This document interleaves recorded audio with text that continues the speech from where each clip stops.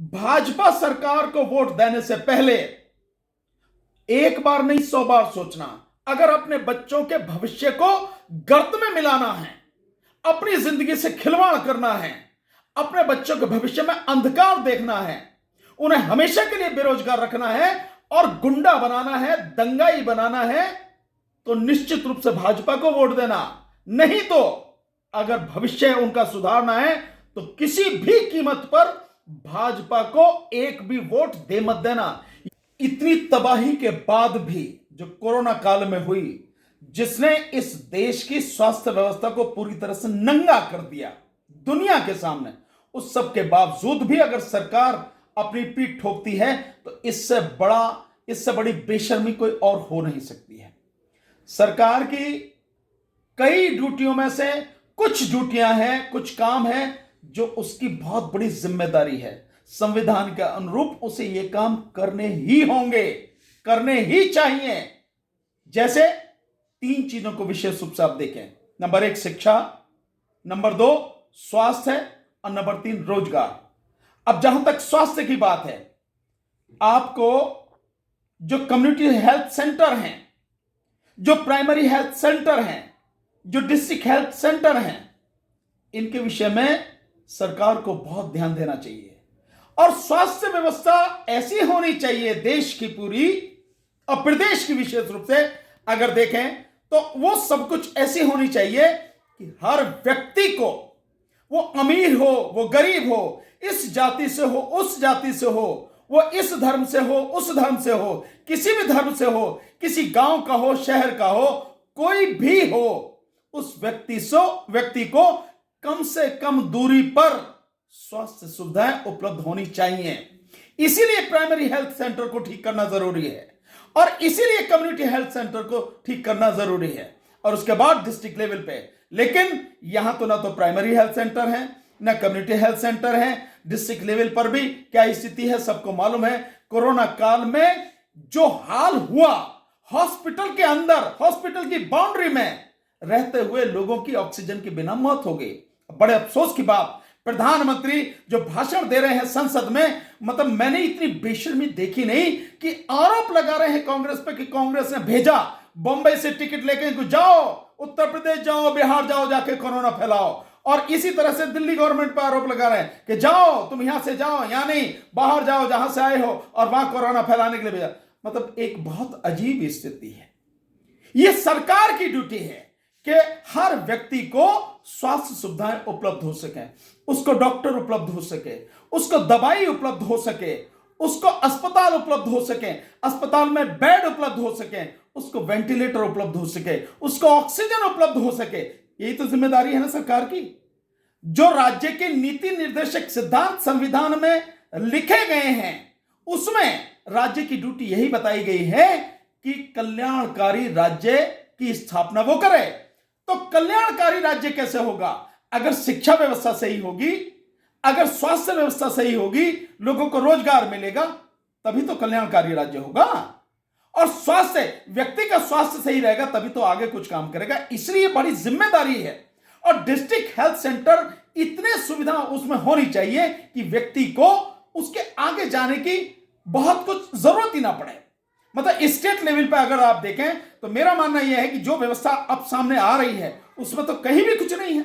और प्रधानमंत्री उत्तर प्रदेश में गए, पता नहीं 9 या 13 जो हॉस्पिटल्स हैं उनका उद्घाटन किया। उद्घाटन किसका होता है? जो बन चुका होता है, कंप्लीट होता है। लेकिन आपने देखा बिल्डिंगें अभी कंस्ट्रक्शन चल रहा है, उनमें कोई भी काम नहीं हो रहा, कोई फंक्शन नहीं हो रहा, डॉक्टरी नाम की कोई चीज वहां पर नहीं है, उसका उद्घाटन करके आए हैं। अब ऐसा मतलब दुनिया में पहला उदाहरण देखा होगा आपने, जिन मेडिकल कॉलेज की सारी चीजों, इन सारी चीजों को आप कैसे भूल सकते हैं? क्या ये भूलने वाली है? क्या कोरोना काल में आपके अपने जो निजी लोग थे, आपके अपने जो घर के लोग थे, आपके चहेते, किसी की मां, किसी का पिता, किसी का भाई, किसी की भाभी, किसी की पत्नी, किसी का बेटा, किसी की बेटी, जो उनकी आंखों के सामने ऑक्सीजन, दवाई, अस्पताल और डॉक्टर की कमी की वजह से मर गए, भूल पाओगे उन्हें? वो जो गंगा में लाशें बह रही, 2000 से जो लाशें बह रही थी, भूल पाओगे उन्हें? लाशें तभी बही जाती हैं जब लोगों के पास अंतिम संस्कार के लिए पैसा भी ना बचे। और पैसा कहां से बचेगा? रोजगार खत्म हो गए, सब कुछ बंद कर दिया आपने, कहां से आएगा पैसा? जो था वो भी सब खत्म हो गया। तो उस स्थिति में लोगों को अंतिम संस्कार के लिए लकड़ियां नहीं मिली। हाँ, जो शमशान घाट थे, इतनी लाशें वहां जल रही थी, 24 घंटे लाशें जलने के बाद भी लाशें पूरी नहीं हो पा रही थी। बनारस का तो हाल ये हुआ कि जो बिजली की इलेक्ट्रॉनिक वाली वो थी, वो इतनी गर्म हो गई कि वो बंद ही करनी पड़ी, जल गई, वो खुद ही जल गई।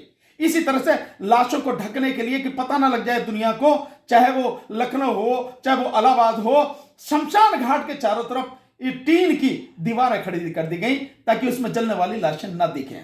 तो स्वास्थ्य व्यवस्था का यह हाल, जबकि होना यह चाहिए डिस्ट्रिक्ट लेवल और मंडल लेवल पर एक एम्स टाइप हॉस्पिटल होना चाहिए, ताकि अगर कोई बात होती तो वहां पहुंचे, लोगों को स्वास्थ्य सुविधाएं मिल सकें। सरकार हजारों करोड़ रुपए खर्च करती है। इस उत्तर प्रदेश में तो आपने मतलब पैसे की किस तरह से बर्बादी की है। मुख्यमंत्री उत्तर प्रदेश का प्रचार हो रहा है, उसका वहां पे बेंगलोर में, यानी कि कर्नाटक में प्रचार हो रहा है, तमिलनाडु में प्रचार हो रहा है, आंध्र प्रदेश में प्रचार हो रहा है, महाराष्ट्र में प्रचार हो रहा है, पूरी दिल्ली पटाखे डाल रखी है, मेट्रो स्टेशन पूरा पटाखे डाल रखा, पूरा मेट्रो का स्ट्रक्चर जो है, जहां देखो योगी का प्रचार विज्ञापन। ये पैसा आप स्वास्थ्य सुविधाओं में लगाते, लोगों को दवा मिलती, डॉक्टर मिलता, हॉस्पिटल मिलता नहीं। तो जिस तरह की स्वास्थ्य व्यवस्था रही है, अपने प्यारों को तुम सबने खोया है। लाखों लोग मर गए। बीजेपी के नेता का कहना है, मेरा नहीं, बीजेपी के नेता का कहना है कि हर गांव में कोरोना काल की जो दूसरी लहर 2021 में अप्रैल जून मई में आई, उसमें हर गांव में 10 से 12 लोग मरे। कई गांव में तो 20-20 लोग मरे हैं, 20-20, 25-25 लोग। तो टोटल मिला के 1 लाख गांव उत्तर प्रदेश में, यानी कि 10 से 12 लाख लोग मरे हैं। सरकार कह रही है कुछ हजार ही लोग मरे हैं। इन सारी चीजों का ध्यान रखना। वो लाशें जो गंगा की रेती में इलाहाबाद में दबी हैं, जिनसे कफन भी नोच लिया गया, ध्यान रखना उसको। ऑक्सीजन का सिलेंडर 500 रुपए का 90,000 तक में बिका, 60,000 में बिका, भूल मत जाना। जो दवाइयां थी 2-2 हजार रुपए की, 50-50 हजार रुपए में वो दवाइयां बिकी। इन सारी चीजों को ध्यान रखना जब वोट डालने जाओ, क्योंकि ये सब कुछ भाजपा ने तुम्हें दिया है। ये तबाही का मंजर भाजपा की वजह से है। इसलिए वोट डालने से पहले एक बार नहीं 1000 बार सोचना कि तुम जो वोट डाले हो उस पर तुम्हारा भविष्य होगा। आने वाले समय में तुम कैसे जीवन मिलेगा वो आपको जो है सोचना पड़ेगा। एक आंकड़ा बस छोटा सा दे देता हूं। जो प्राइवेट हॉस्पिटल में दिखाया जाता है, क्योंकि सरकारी हॉस्पिटल में तो सुविधा नहीं है, तो जो लोग अपने परिवारजनों को प्राइवेट हॉस्पिटल में दिखाते हैं, साल में तकरीबन 2 करोड़ से ज्यादा लोग गरीबी की रेखा, गरीब होते चले जा रहे हैं। यह स्थिति हो गई है। जो काम सरकार का था, सरकार नहीं करी, प्राइवेट में। क्योंकि प्राइवेट में तो आप जानते ही हो, लाश भी नहीं मिलती जब तक उनका बिल नहीं चुका दो। वोट डालने से पहले ध्यान रखना, भाजपा को वोट कतई नहीं डालना, क्योंकि तुम्हारी तबाही की और सारी चीज की जिम्मेदार भाजपा है। वोट डालना, समाजवादी पार्टी को डालना, तभी कुछ हो सकेगा।